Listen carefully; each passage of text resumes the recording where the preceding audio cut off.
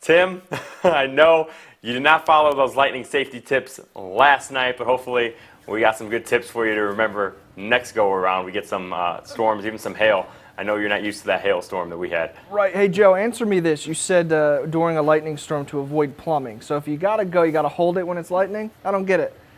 Explain that to me.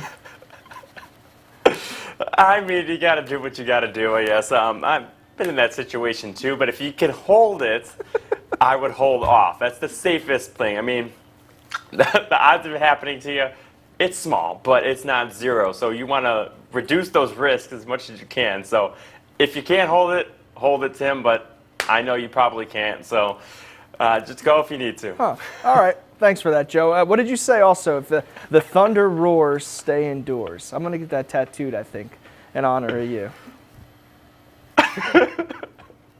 That's perfect. See, if you get a tattooed, you always remember it. See? Good. Thanks, pal. I'm giving lots of tips today. More Wake Up West Texas coming up after the break.